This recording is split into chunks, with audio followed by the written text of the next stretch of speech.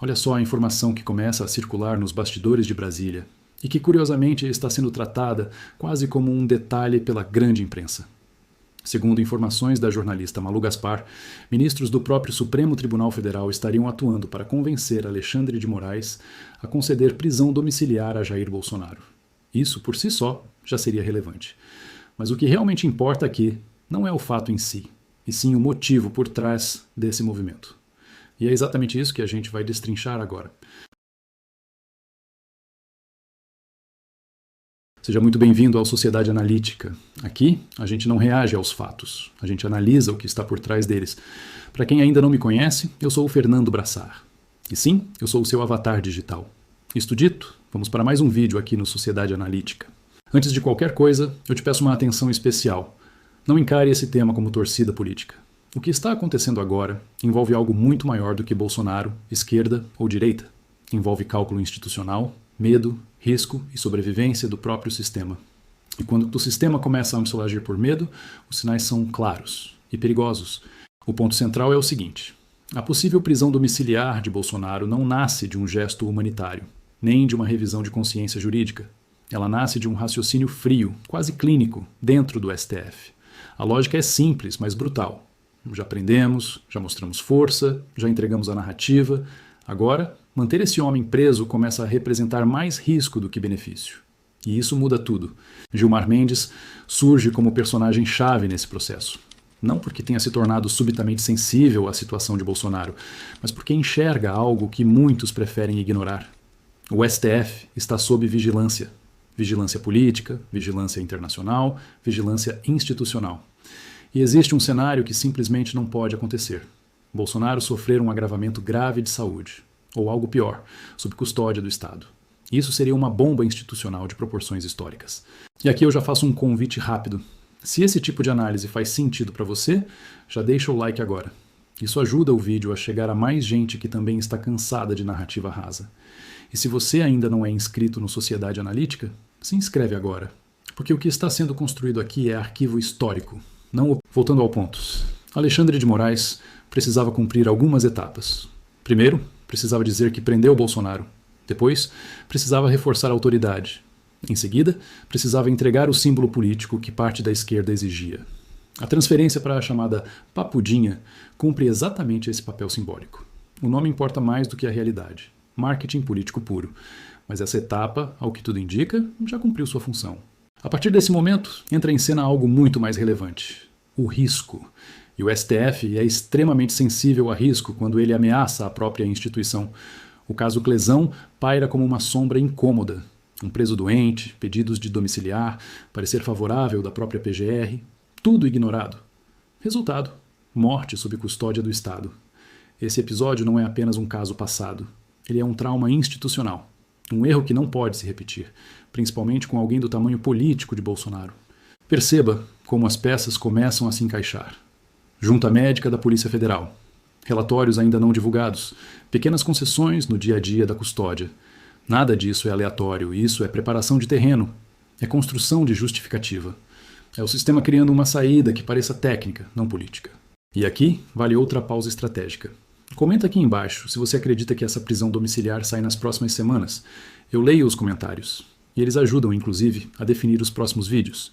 Mas a pressão não vem só de dentro. Vem de fora também. O relatório da Comissão de Direitos Humanos da OEA foi um divisor de águas, embora muita gente tenha fingido que não viu. O documento aponta exageros claros do STF, especialmente no que diz respeito à liberdade de expressão e ao uso de medidas excepcionais como regra. Brasília pode ignorar o cidadão comum, pode ignorar a oposição, mas raramente ignora organismos internacionais e, quando ignora, paga um preço alto. Some isso ao desgaste recente envolvendo o Banco Master, as críticas públicas vindas do próprio Lula e as tensões internas entre ministros. O STF hoje não está confortável, está na defensiva, e quando instituições entram nesse modo, elas param de avançar e começam a administrar danos. Bolsonaro, nesse cenário, deixa de ser um troféu político e passa a ser um risco institucional. Agora, presta atenção nesse ponto, porque ele é o mais negligenciado. E talvez o mais importante de todo esse episódio. O STF não funciona apenas como um tribunal. Ele funciona como um ator político que precisa constantemente legitimar suas próprias decisões. E quando a legitimidade começa a escorrer pelos dedos, o comportamento muda. Não muda por consciência, muda por sobrevivência. O que estamos vendo agora é o Supremo entrando numa fase que eu chamo de modo contenção. Não é avanço, não é ofensiva. É defesa. Defesa institucional. Defesa de imagem, defesa de narrativa. E nesse modo, cada decisão passa a ser calculada não só juridicamente, mas também em termos de custo político, custo internacional e custo histórico. Pensa comigo. Qual seria o impacto real se Bolsonaro permanecesse preso por meses? No curto prazo, aplauso de parte da militância. No médio prazo, desgaste contínuo. No longo prazo, um problema gigantesco se algo sair do controle. E é exatamente esse "se" que tira o sono de quem manda. Porque existe uma verdade que ninguém fala abertamente. Bolsonaro preso não resolve nada para o sistema.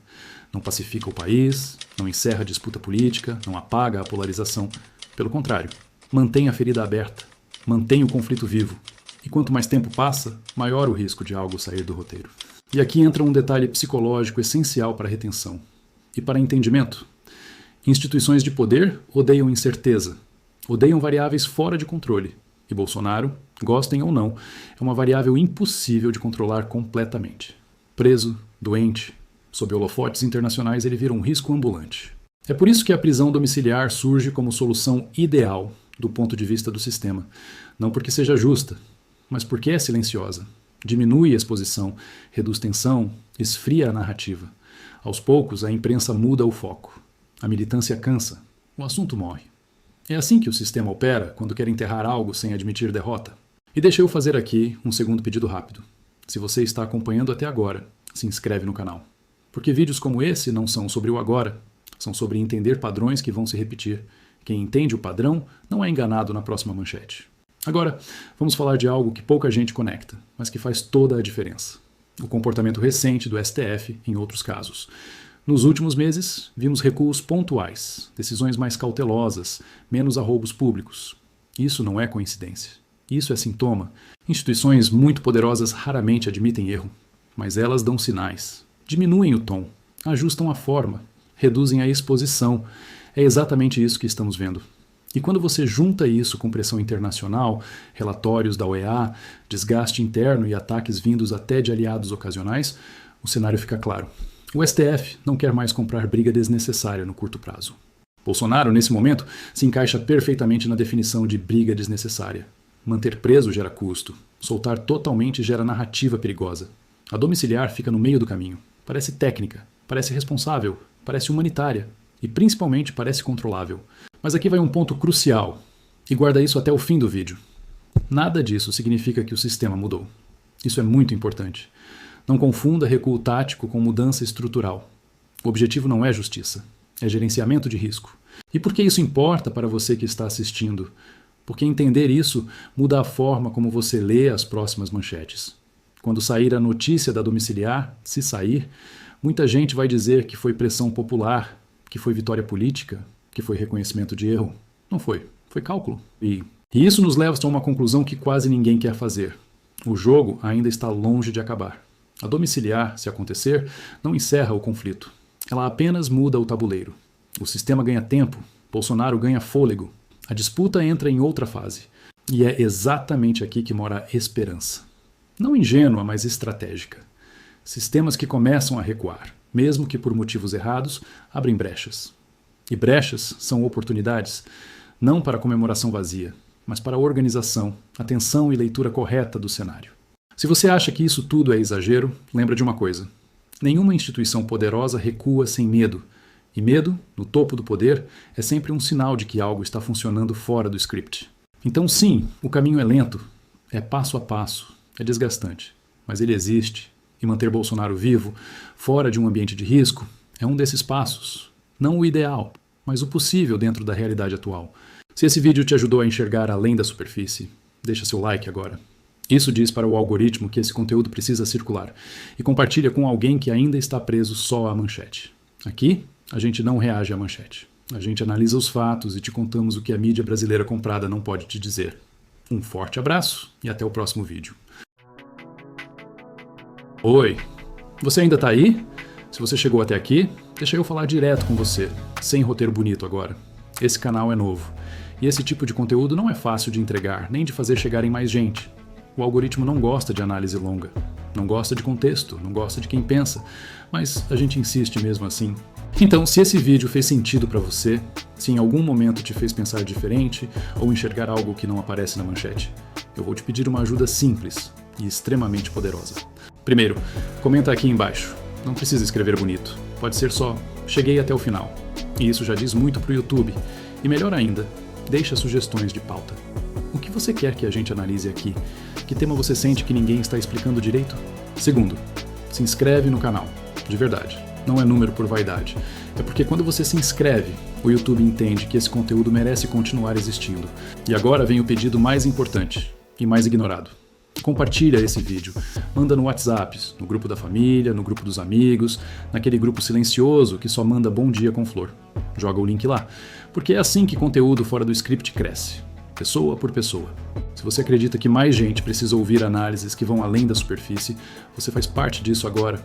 Esse canal não cresce sozinho, ele cresce com quem fica até o fim. Então obrigado por estar aqui, de verdade. E se você ainda não comentou, comenta agora. Eu leio tudo. A gente se vê no próximo vídeo.